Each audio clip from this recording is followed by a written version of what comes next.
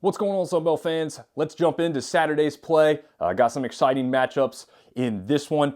We've got 2 p.m. start, ESPN Plus, South Alabama traveling to Coastal Carolina. 2-5 South Alabama in conference. Coastal Carolina coming in at 3-4. South Alabama dropped a tough one to Southern Miss, 76-72. Samuel returned, had a big game to go along with more. Samuel had 15 points, 11 boards. Coastal Carolina beat App State in overtime, 93-84, behind big performances by Oduje and Mustafa with 26 and 20 points respectively.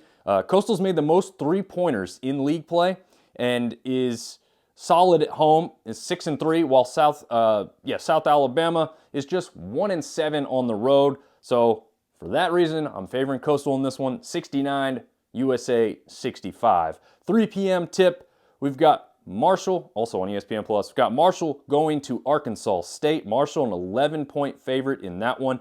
5-2 in conference play. Meanwhile, Arkansas State just a measly 1-6. They're not going to be happy with that. Marshall pulled away from Texas State 81-73 on Thursday. We know the scores on this team, and they grab points in bunches, right? I mean, Kinsey, Taylor, Kerfman, they're doing it from all over. But my question for this one is, can Handlogden kind of rebound from a little bit of a subpar performance there against Texas State? Meanwhile, for Arkansas State, they had a much better second half, but still fell to the Cajuns 80-71. Solid performances by their big four, El Sheik, Ford, Fields, Farrington, who's come back off the bench and had pretty good performances, but it wasn't enough to get by the Cajuns. Not sure it's going to be a much different story against Marshall with how they're playing. For that reason, I'm favoring Marshall 83, Arkansas State 65 in that one. Another 3 p.m. tip, ESPN Plus. We've got JMU traveling to Southern Miss.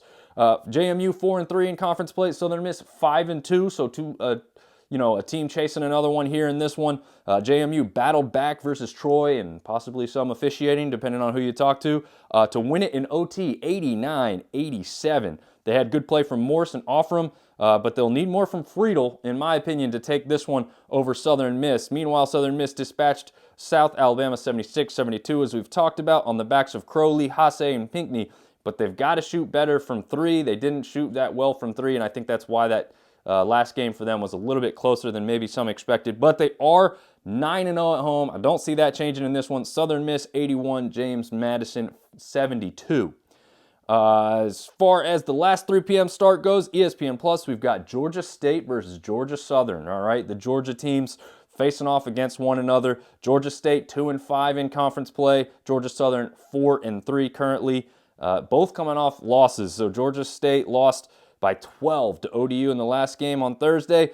Georgia Southern 13-point loss to the Warhawks also on Thursday. To break down, and this one's really simple to understand. They have to shoot better overall as a team, and they have to have their good players play even better, more consistently across the board. The Panthers did explode for 100 points just 2 games ago, so if they can have that kind of performance, I'm going to favor them in this one just because I think they could get back to that type of shooting. Not maybe what they had with 100-point output, but I think they could shoot better than what they did this last time out, and I expect them to play a little bit better game. I'm going to favor Georgia State in this one, 77, Southern 71. 5 p.m. tip, we've got Louisiana Monroe at Troy. Troy, a 10.5-point favorite. ULM 5-2 in conference play. Troy 4-3. Warhawks thumped Georgia Southern 72-59, as we spoke about. They were 1 point away from all 5 starters finishing in double figures in that one. Can they continue to shoot well from three? They've been shooting, or in the last game, they shot over 55% from three. That might be good enough in this one. Troy, meanwhile, dropped a heartbreaker, obviously, like we said, to JMU in overtime at 89-87. They did have solid performances from their starters, but it wasn't quite enough. And this one's really just going to be how well do they defend that three-point shot against the Warhawks. So I think I'm favoring the three-point shot in this one. I've got ULM winning 71, Troy 64. Another 5 p.m. tip, ESPN Plus. We've got the Cajuns, a 3-point favorite, traveling on the road to face Arkansas State. Cajuns 5-2 in conference play. Texas State just 3-4. Cajuns got by Arkansas State 80-71 behind a massive game by Brown. 31 points, 13 rebounds. So Texas State dropped one to Marshall, 81-73. We know Texas State's pretty strong Defensively, they had 5 players in double figures in that last game. However, Mason Harrell wasn't one of them. If they get a bigger game from him today, this one could be a little closer than expected. I'm still favoring the Cajuns, however. I think they're just a stronger team overall, won the last 5 straight. So I'm going to take the Cajuns 71, Texas State 67. So a close one to watch there.